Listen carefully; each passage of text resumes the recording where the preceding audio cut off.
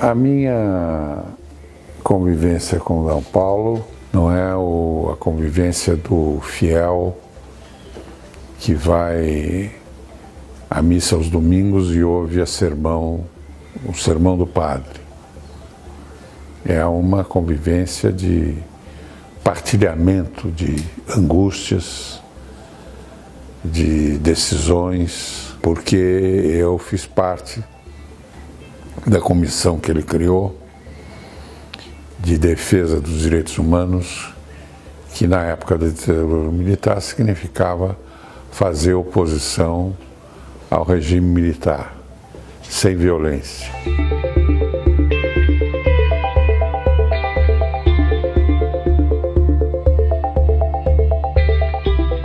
Acho que é uma figura que deve ser destacada como tendo exercido um papel muito importante como religioso, a sua entrega ao ideal franciscano, mas que soube combinar esses fatores que às vezes são fatores que distanciam a pessoa de outros que não têm a mesma visão, né? Como é que ele foi capaz de ser o primeiro dos ecumênicos, companheiro, né? Então eu pude perceber bem as suas qualidades e acho que na década de 70 talvez seja uma das principais figuras do país. D. Paulo foi um dos brasileiros que teve uma posição estratégica das mais importantes para que o Brasil saísse da ditadura militar e começasse a construir a democracia que estamos construindo até hoje. Num trabalho de difusão da ideia de que existem os direitos humanos, que obriga a se pensar nas conciliações necessárias para que haja igualdade, para que as oportunidades surjam para todos e não para poucos. Quer dizer, tudo isso não é fácil de conviver na mesma pessoa. Além de grande religioso, ele também tinha qualidades de político. E compreendi uma frase de uma figura até que eu não tenho grandes convergências, mas também não posso negar o seu valor histórico e tal, do Leonel Brizola. O Leonel Brizola disse: se D. Paulo não fosse bispo, seria o meu chefe político. Exatamente porque o Brizola também percebeu os dotes políticos de D. Paulo. Quer dizer, sempre de procurar aquele caminho que agregue mais, aquele caminho que supere o impasse e não agrave o impasse, e também a grande compreensão que você deve ter com as diferenças brasileiras. Nunca houve um impasse assim que tivesse, por exemplo, dificultado que ele convivesse com o Rabino. O Sobel, não é? Foi companheiro dele em muitos momentos difíceis. A mesma coisa com o pastor James Wright, que era protestante, e com um sem número de outros menos conhecidos que tinham outras visões religiosas e que foi possível a D. Paulo juntar na essência todos eles para fazer um muro de resistência ao avanço da ditadura, né? A integridade de D. Paulo, a sua pureza religiosa, fez com que um pouco mais de meia dúzia de homens de boa vontade constituísse essa comissão, que eu acho que foi importante o papel que ela exerceu no Brasil. Houve um momento que, por ausência de habeas corpus, por ausência da da imprensa livre, por ausência dos tribunais serem independentes, por ausência de termos um Estado democrático de direito. A única janela onde entrava um pouquinho de ar puro democrático era a Comissão Justiça e Paz. E ela não teria sido possível sem a liderança moral, intelectual e pessoal do D. Paulo, porque era um homem de grande bravura pessoal, no sentido de que, tomando uma decisão, por mais arriscada que fosse essa decisão, ela tinha que ser cumprida. Ele também procurou exercer uma atividade social muito grande, por obra de D. Paulo na criação das comunidades de base.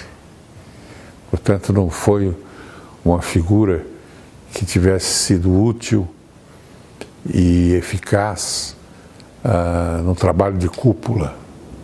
Ele deu capilaridade à sua mensagem e foi para as bases. Serão milhares de pessoas das novas levas migratórias que São Paulo recebeu, que estavam esquecidas nas periferias, puderam fazer um trabalho de ascendência social graças ao trabalho das comunidades de base, criação de D. Paulo. Quando uma liderança espiritual ajuda a resolver os problemas institucionais e ao mesmo tempo consegue um trabalho de transformação na base da pirâmide social, cumpriu a sua missão da maneira mais coerente e mais completa possível, não é?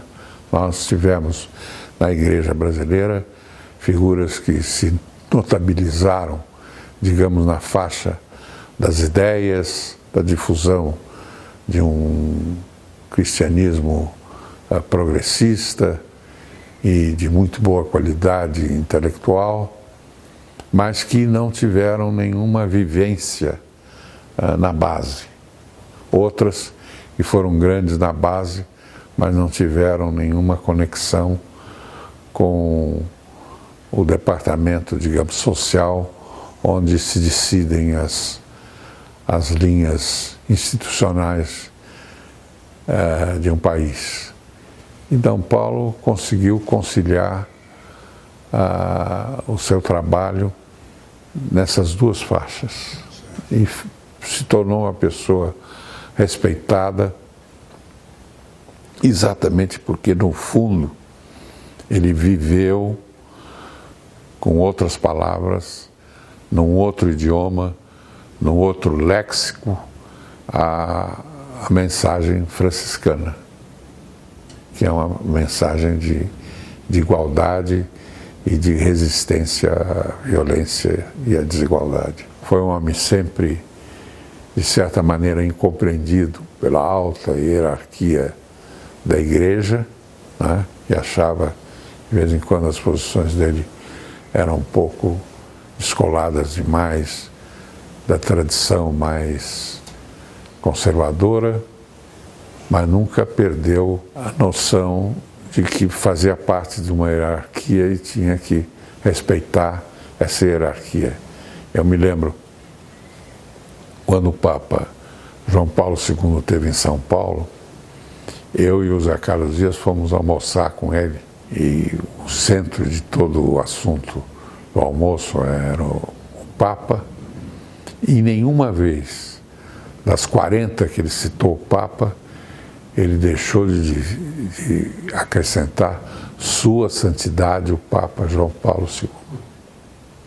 Quer dizer, é impressionante como ele tinha realmente arraigado nele os valores da corporação a que ele pertencia e quanto ele foi fiel à essência dessa corporação, não obstante ter sido um homem de grandes posições, digamos, heterodoxas. Ele foi muito importante na construção do PSDB e foi decisivo na construção do PT, né?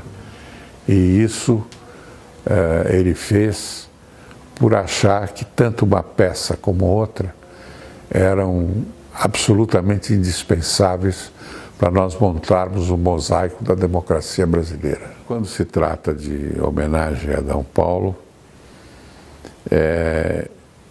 fazê-lo aceitar a homenagem, que realmente ele é um homem de muita simplicidade, como franciscano que é, e que sempre teve muita resistência a ser homenageado, etc. Ele, por exemplo, na nossa fase de convivência assim mais estreita, ele convivia com muitos, e esses muitos fazem aniversário, esses muitos casam a filha, etc.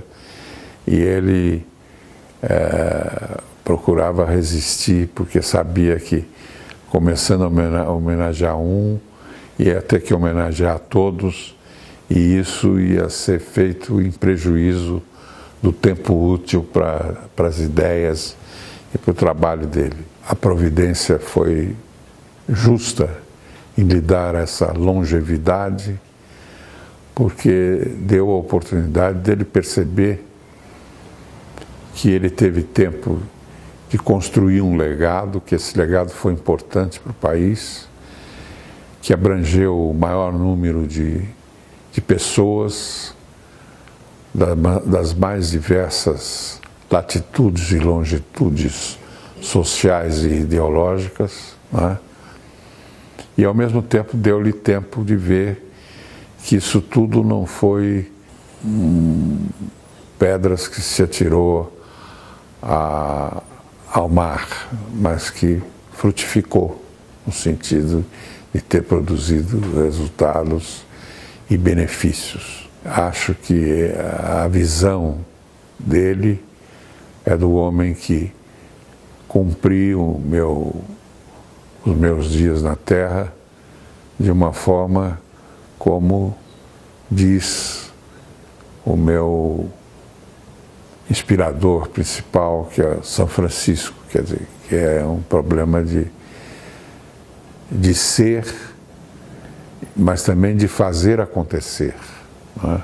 Quer dizer, não é a bondade recolhida, mas é a bondade espalhada, é a fé transformada numa matéria-prima que a pessoa no dia a dia faz uso dela para viver uma vida melhor, né? Quer dizer, eu acho que pouca gente, na minha experiência de convivência múltipla, conseguiu essa aventura de D. Paulo, de ter sido um homem que se aperfeiçoou intimamente, né? Que atingiu os valores cristãos necessários para se apresentar um dia ao juízo final, mas ao mesmo tempo dividiu esse aperfeiçoamento num trabalho social e político muito grande.